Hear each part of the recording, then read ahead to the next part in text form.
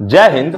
दोस्तों, जैसा कि हमने आपको कहा था कि अगले वीडियो में हम मिग-21 के ऊपर पूरी डेडिकेटेड वीडियो बनाएंगे कि ये क्यों इतनी ज्यादा क्रैश हो रही है, इसके पीछे क्या कारण है और इंडियन एयरफोर्स 2025 तक मिग-21 को पूरी तरह से रिटायर कर देगा और इसका जगह लेने वाला है तेजस।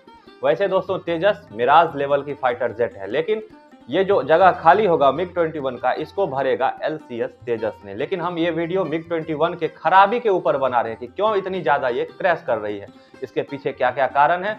और दोस्तों, अभी जो चाइनीज एयरफोर्स है उसमें मिग-21 सबसे ज्यादा इस्तेमाल किया जाता है, इसके पीछे भी क्या कारण है। यह हालांकि चीन में जो मिग-21 सबसे ज्यादा इस्तेमाल किया जाता है उसका नाम है, यानी कि मिग-21 का ही नाम बदलकर चाइनीजों ने रखा हुआ है चेंगडू J7, वो है मिग-21। तो आइए एक एक करके देखते हैं मिग-21 की उन खामियों को और आपको उससे रूबरू कराते हैं। तो दोस्तों, आपको सबसे पहले बता दें कि मिग-21 आज की फाइटर जेट नहीं है। इसे इंडियन एयरफोर्स में 1964 में ही शामिल किया गया था और उस समय यूएसएसआर हुआ करता था, यानी कि सोवियत संघ हुआ करता था और सोवियत संघ मिग-21 का निर्माण किया करता था। लेकिन 1991 में सोवियत संघ टूट गया 15 देशों में, और जो मिग-21 के पार्ट्स अलग अलग जगहों पर बनाए जाते थे वो सभी जगह अलग अलग हो गए, यानी कि कोई जगह किसी देश में चला गया, कोई जगह किसी देश में चला गया, जिस वजह से मिग-21 के पार्ट्स मिलना बंद हो गए। और एक ये सबसे बड़ी यही वजह है कि इंडियन एयरफोर्स में आज मिग-21 को उड़ता हुआ ताबूत कहा जाता है। यानी कि दोस्तों, मिग-21 को उड़ता हुआ ताबूत इसलिए कहा जाता है क्योंकि ये सबसे ज्यादा क्रैश होता है।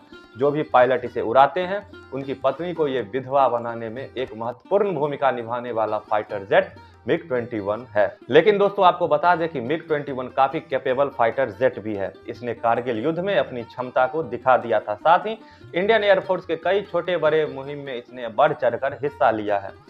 तो एक दोस्तों बड़ी खामी यह है कि इसके पार्ट्स ही अब नहीं मिल रहे हैं, सबसे बड़ी खामी यही है। दोस्तों, 1964 से लेकर अब तक मिग-21 500 से ज्यादा बार क्रैश हो चुकी है और इसमें 200 से ज्यादा पायलट्स की जान जा चुकी है मिग-21 के क्रैश में। तो दोस्तों, आप देख सकते हैं कि ये कितनी ज्यादा क्रैश हो रही है।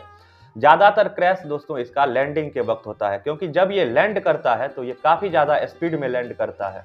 350 किलोमीटर की स्पीड में ये लैंड करने वाला फाइटर जेट है। इतनी पुरानी टेक्नोलॉजी होने के बावजूद ये 350 किलोमीटर की स्पीड में लैंडिंग करता है, और अगर इसका पैराशूट पीछे नहीं खुला तो ये या तो टकरा जाता है आगे, या इसके इंजन में ही इतनी स्पीड होने की वजह से इसके इंजन में ही आग लग जाती है। तो ये भी एक काफी बड़ा रीजन है मिग-21 के क्रैश होने का कि इसकी लैंडिंग स्पीड काफी ज्यादा है और इसके इंजन में भी आग लग जाती है। दोस्तों, आपको बता दें कि विंग कमांडर अभिनंदन वर्धमान ने इंडिया ने जो बालाकोट एयर स्ट्राइक किया था और उसके बाद जो पाकिस्तान ने हमला किया था और फिर जो उस हमले का जो जवाब इंडिया ने दिया था, तो उसमें मिग-21 को ही विंग कमांडर अभिनंदन वर्धमान उड़ा रहे थे और उन्होंने मिग से ही, यानी कि मिग-21 से ही पाकिस्तान की हाईटेक फाइटर जेट F-16 को मार गिराया था। तो आप इससे समझ ही सकते हैं कि मिग-21 कितनी कैपेबल फाइटर जेट है।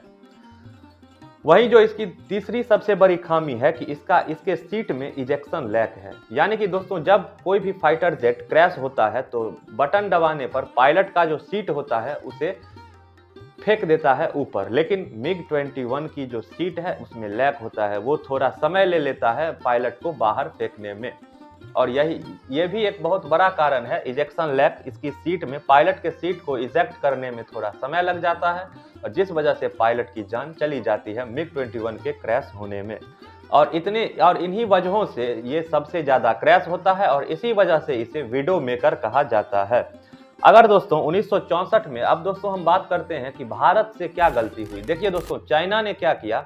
जब चाइना ने यूएसएसआर से मिग-21 को लिया तो उसने ये भी कॉन्ट्रैक्ट साइन करवा लिया कि हम इसकी टेक्नोलॉजी आपसे ले रहे हैं, इसका निर्माण हम खुद के देश में करेंगे। यानी कि चीन मिग-21 को खुद बनाता है, लेकिन भारत ये नहीं कर पाया। भारत सीधे वहां से इंपोर्ट करता रहा। भारत को भी ये करना चाहिए कि भाई हम इसका पार्ट्स खुद बनाएंगे, लेकिन भारत ऐसा नहीं किया और इसी वजह से आज जब यूएसएसआर खत्म हो गया, जब मिग-21 के पार्ट्स मिलना बंद हो गए, तो आज मिग-21 जैसी बेहतरीन फाइटर जेट को इंडियन एयरफोर्स से साइड करना पड़ रहा है। लेकिन चाइना अभी भी मिग-21 को काफी अपने बेड़े में काफी बड़ी संख्या में शामिल किए हुए है, क्योंकि वो खुद इसके पार्ट्स को बनाता है और खुद इसका यूज करता है।